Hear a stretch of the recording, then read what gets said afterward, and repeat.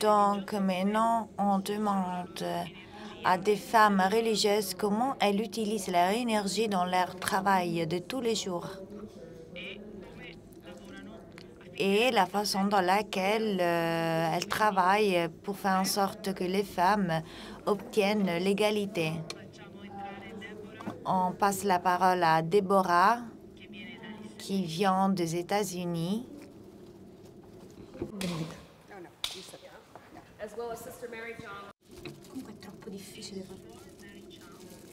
Et Sœur Mary Chamb. Merci.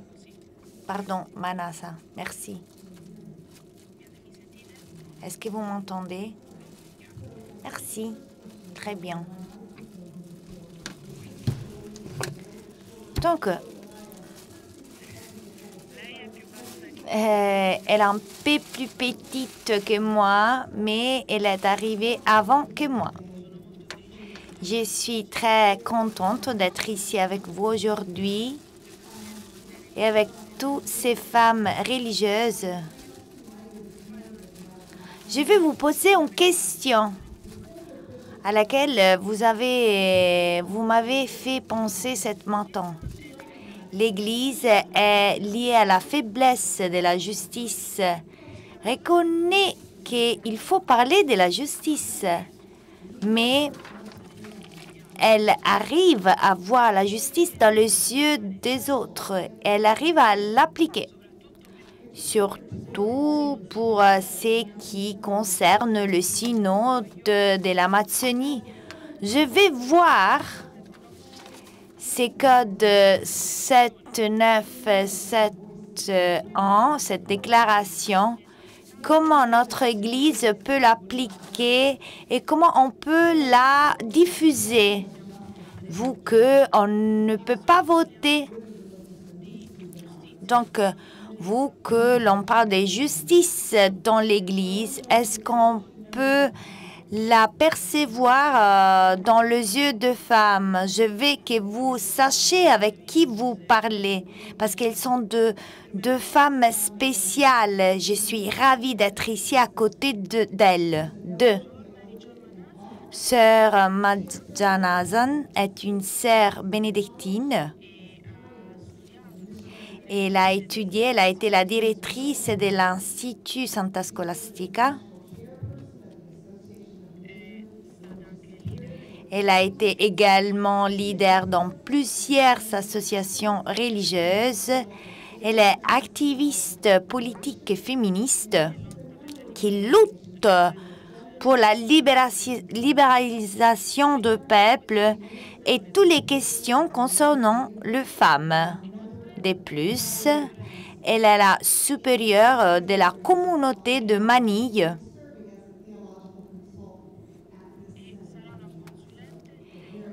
Et elle sera une consulante théologienne au synode. Nous sommes ravis de la voir ici. Sœur Campbell a déjà parlé avant. Elle a pris parti à ces mouvements depuis 2004.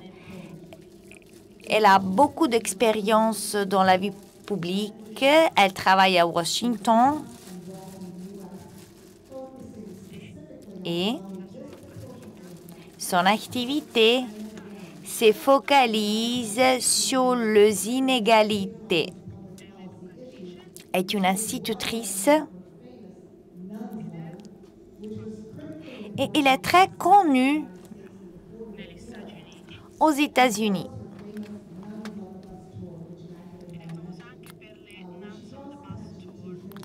Elle est connue aussi pour les Nansen Ambassadors. Elle lutte pour les inégalités aux États-Unis et dans tout le monde. Donc, j'ai un peu de questions à vous poser. Tout en considérant le voix des femmes dans l'Église, je vais souligner que les femmes ont été les pionnières de l'Église. Elles ont été aimées par l'Évangile et par les catholiques. L'on parle toujours de femmes quand l'on parle de violence, trafic d'êtres humains. Tout le monde reconnaît le travail des femmes, tout ce qu'elles font, mais il y a encore un vide, un trou, une justice qui manque pour ce qui est des femmes et des enfants dans le monde entier. L'abus sexuel est un exemple. Est-ce que vous pensez que l'Église ignore un peu trop les femmes et toutes les questions qui concernent les femmes? Est-ce que vous êtes d'accord? Voilà la première question que je vous pose. Est-ce que vous pensez que les femmes doivent donner une réponse plus complète à cette question? Et elles devraient se mieux prononcer à l'égard de ce patriarcalisme. Moi, je pense que quand j'étais dans ma phase plus féministe, j'étais vraiment inquiétée à l'égard de ce problème-ci. J'avais beaucoup de rage à l'égard de l'Église fondée sur l'homme. Je n'arrivais pas à vivre avec les autres, même mes sœurs. À la fin, j'ai appris que la rage était en train de me dévorer. Et j'ai appris que j'étais si inquiétée parce que moi-même, j'avais été utile de mes suppresseurs qui m'avaient rendu répugnable. Mais quand j'ai compris, j'ai tout compris et j'ai réussi à entamer un dialogue qui n'est pas un péché. J'ai commencé à dialoguer avec le leader de ma communauté.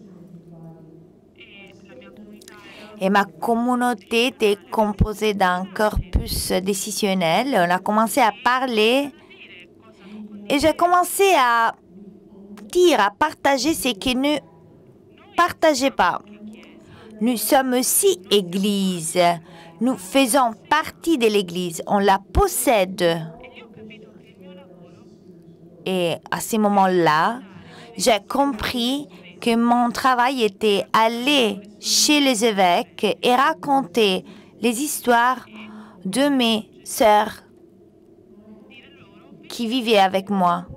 Et je leur ai dit, venez et voyez avec vos yeux. Je peux vous rassurer que personne n'est venu parmi les évêques.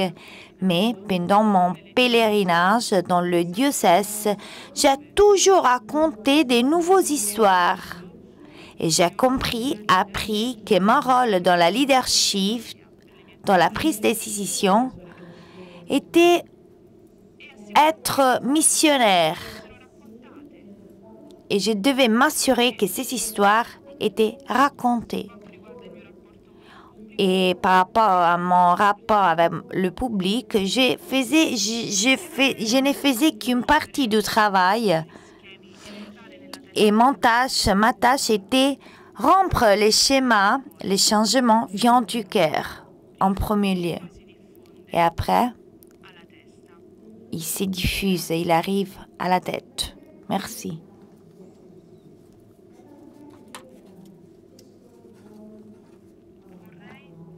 J'aimerais bien. Je vais vous montrer un contexte un peu plus historique. Not only that. Parce que au début, on était comme les hommes. Au début, seulement les femmes pouvaient devenir de prêtres. Et ces femmes étaient les intermédiaires entre le monde spirituel et le monde humain. Et étaient également les femmes les plus importantes du village. Si un homme voulait célébrer la cérémonie, devait s'habiller comme les femmes. Et cela nous inspire. Nous devons faire un pas en arrière. Avant que les Espagnols rejoignaient mon pays, les femmes pouvaient devenir prêtres. Étaient considérées comme les hommes. Même les filles de mes compagnons, il y avait de la liberté.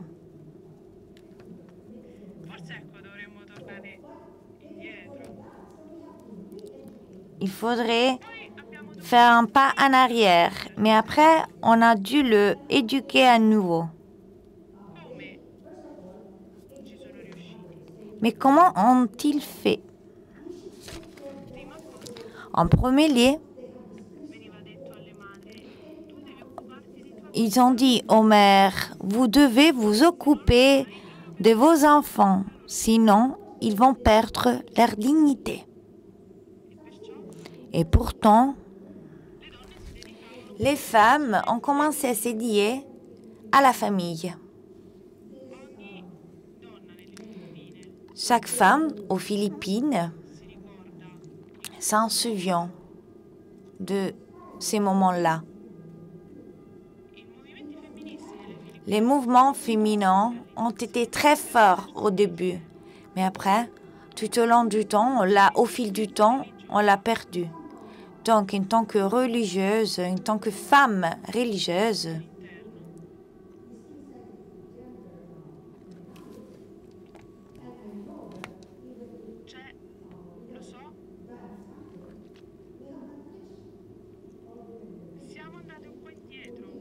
on a fait un pas en arrière.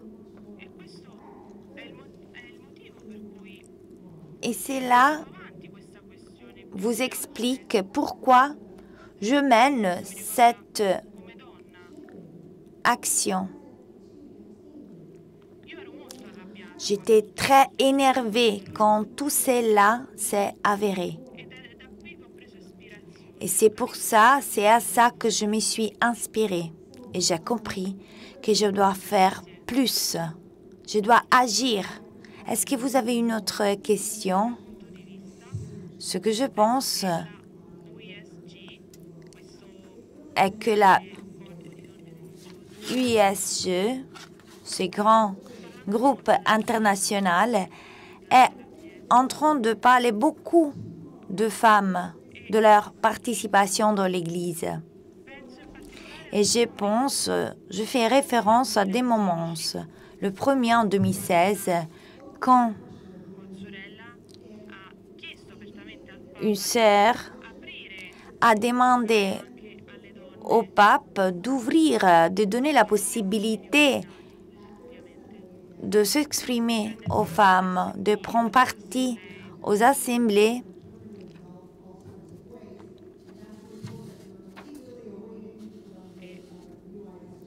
de se prononcer. Ces femmes ne faisaient pas seulement partie de l'Union internationale des supérieurs générales, peut-être vous le savez. Elles étaient à côté du pape François lors du rencontre. Et cela m'a beaucoup inspirée, même parce que si c'est avéré, cela signifie que l'on peut entamer une relation entre nous.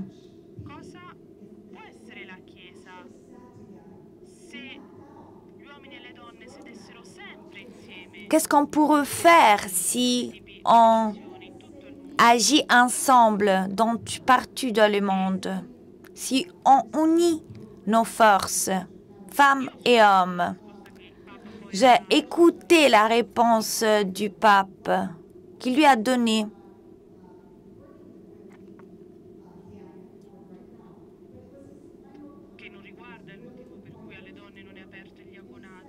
Et la réponse ne concerne pas la raison pour laquelle les femmes ne peuvent pas accéder à l'Église. Mais il a dit, nous sommes catholiques. Est-ce que vous connaissez une autre Église où cela est possible? A été ainsi douloureux. Moi, personnellement, j'adore le pape François et j'adore les femmes.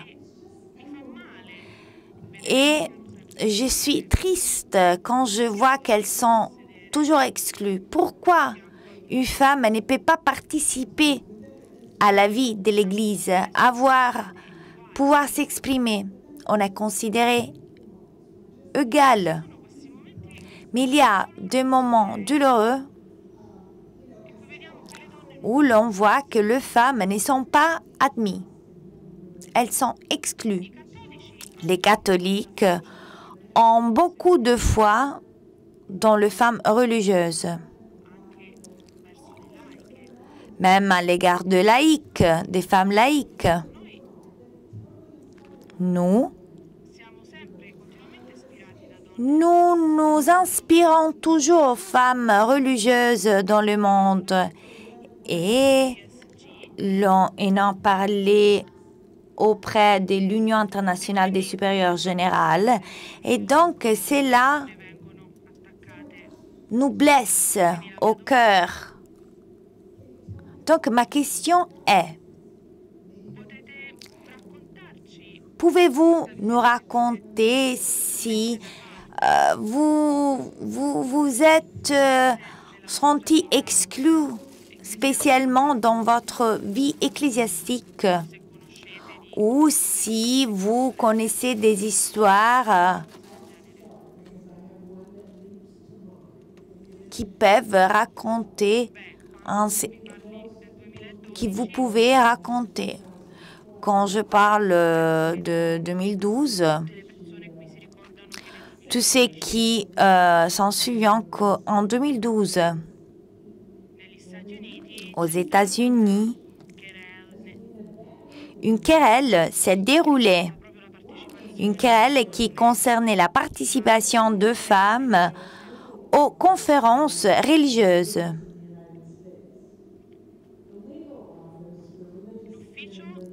Le bureau légal aux États-Unis rassemble ton histoire. Les évêques aux États-Unis étaient inquiétés du fait que ce sœur était en train de défendre cette propriété. Et elle s'était permis de joindre cet endroit-là. En 2010, auprès de mon organisation, aux États-Unis, on était en train de parler de la sanité parce qu'on sait que la sanité aux États-Unis est un point de faiblesse. J'ai coopéré beaucoup pour cette cause.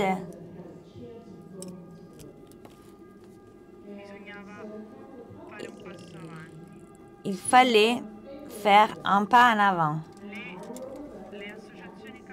Les associations catholiques étaient en faveur des impôts, alors que l'autre partie qui était contraire, qui était contre. Et au final, 59 personnes de la congrégation ont signé cette lettre.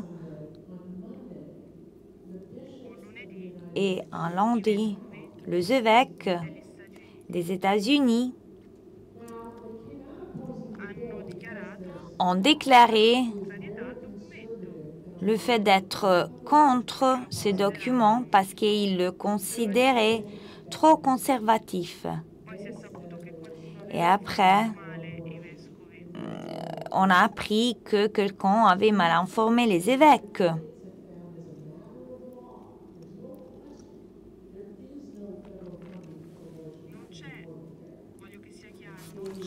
Je vais être claire. Il n'y a pas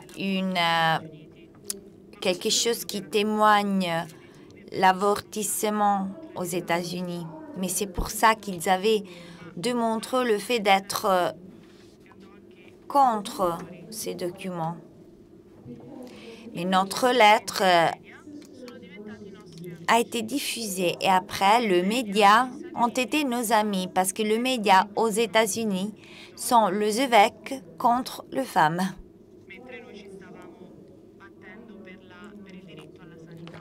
Et nous, on s'est battu pour les droits à la santé pour tout le monde. Mais non, aujourd'hui, on a 34 millions de personnes qui ont les droits à la santé, à la santé, à la santé. Grâce à ces actes,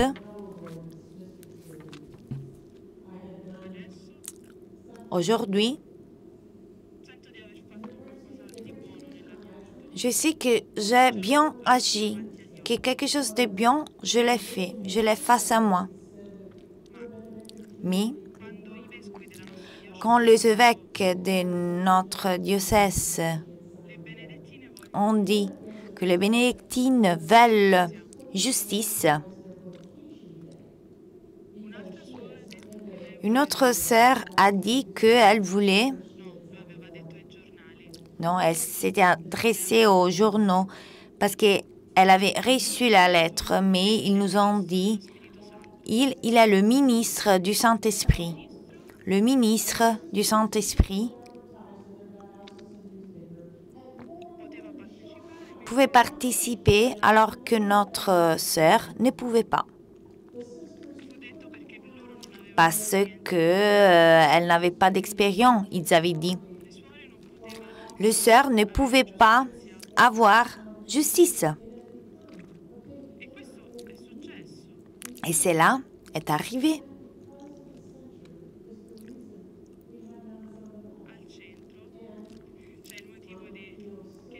Et au milieu,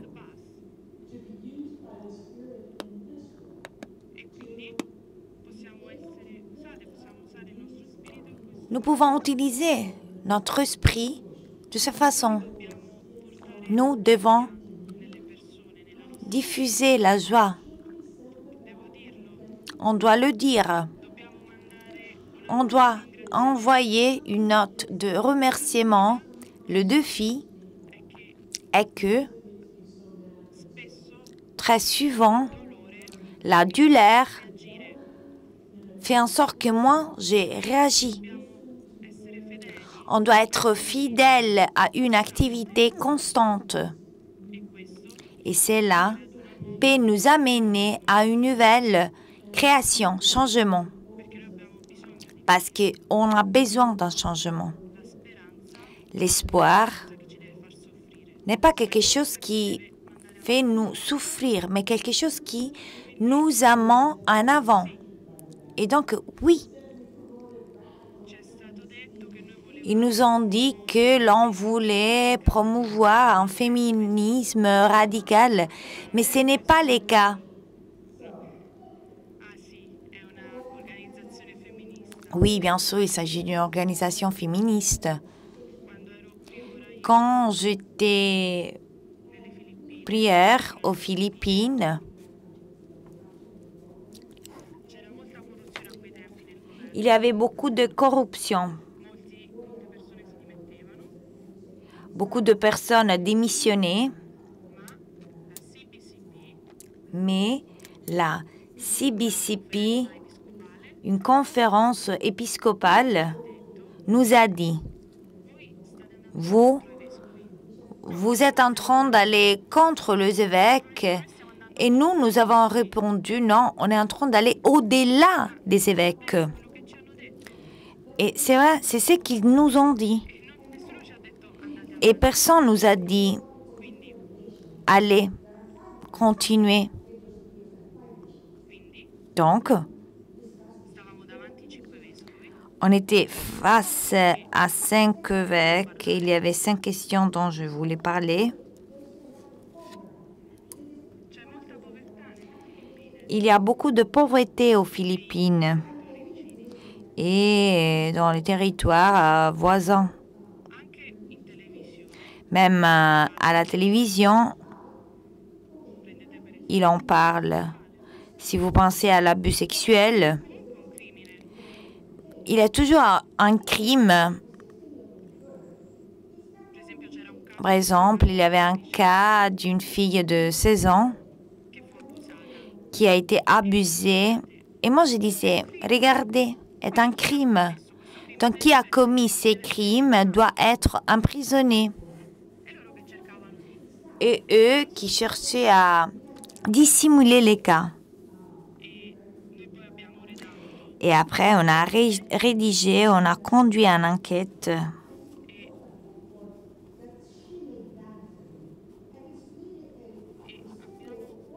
Et on a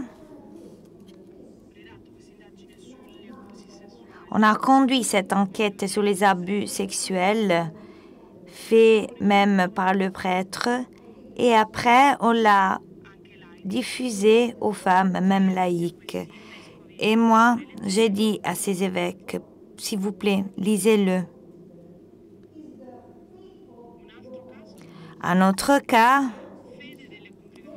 est la foi des congrégations locales. Pas seulement les évêques, mais aussi les congrégations de sœurs.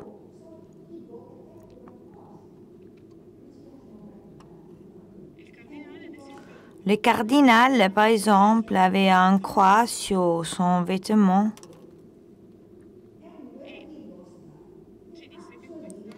Et nous dit qu'il s'agissait d'un moyen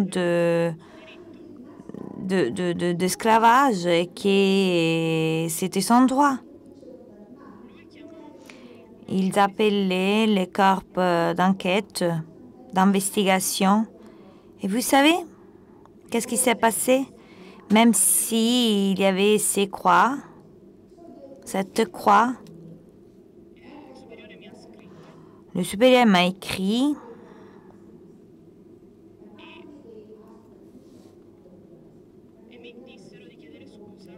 et m'a demandé de s'excuser avec cet évêque.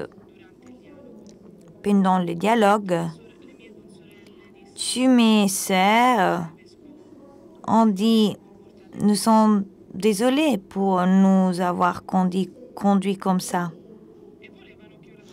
Et elle voulait que moi j'abandonne, quitter les couvents. Mais économiquement, si vous avez 4 sœurs dans une maison, vous devez les amener à l'école, vous devez vous occuper de leur éducation, mais vous devez vous concerner aussi du salaire et de la condition économique même d'une sœur, même si l'on est religieuse. Je pense que la leçon aujourd'hui est fondamentale pour notre vie en tant que femme religieuse. J'aimerais bien, même moi, j'aimerais bien que les femmes puissent avoir la possibilité de s'exprimer dans les églises. Maintenant, je m'adresse aux femmes laïques. En tant que femme laïque, combien est-il important le rôle des femmes dans l'Église? Et quel est le rapport entre les sœurs religieuses et vous?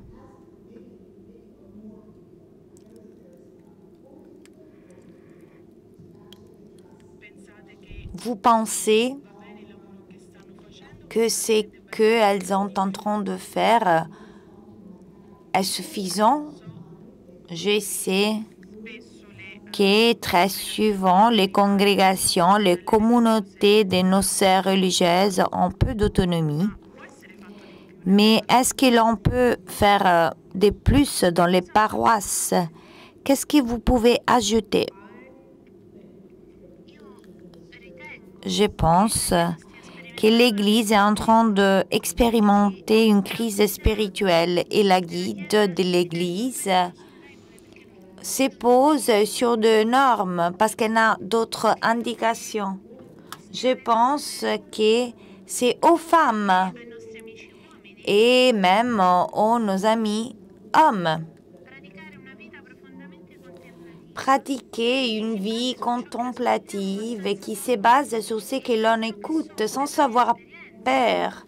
Et ce que je sais pour mon expérience est que quand je pense que cette partie s'est inspirée au Saint-Esprit qui est ici à cette hauteur de mon estomac, et donc si j'ai ressens ces signaux, je pense que je dois m'exprimer. Et l'élément le plus important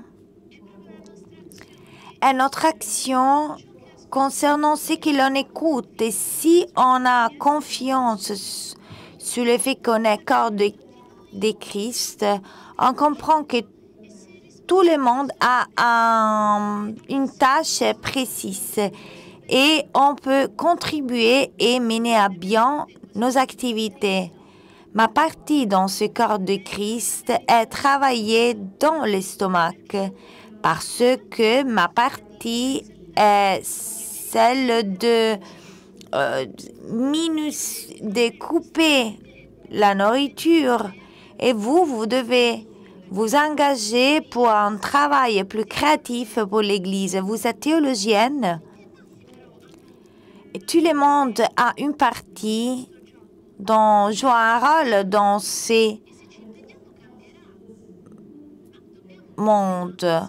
Et si l'on s'engage, on peut changer quelque chose. Mais avant, il faut écouter. Et après, on peut agir. Mais il y a deux choses à faire pour les changements. Le premier est un changement de conscience. Le deuxième, un changement de structure. Si l'on n'apporte pas ces changements, on ne peut rien changer. Mais si l'on considère la conscience, je pense qu'il faut encore beaucoup à faire. Même les hommes au centre d'études féminines, on est en train de travailler sur une initiative qui sera délivrée à nos éducateurs. On est en train de nous focaliser sur le séminariste, sur les directeurs spirituels qui vont être nos guides. Il faut nous assurer qu'ils sont capables de faire, de nous guider, parce que les hommes, très souvent, sont les criminels eux-mêmes. Et donc, il faut faire plus, surtout pour le séminariste et pour ceux qui vont venir. Donc, je ne peux pas vous expliquer la joie que j'essaye, que j'éprouve à vous entendre. Et je vais vous dire que avec ma congrégation, on va lancer une pétition pour éliminer les inégalités. Je vous en prie de la signer parce qu'il est très important. Maintenant, je porte un foulard blanc comme symbole comme symbole à la lutte contre l'exclusion de femmes dans l'Église. Donc, je pense qu'il est très important de nous engager dans ces ministères. Merci.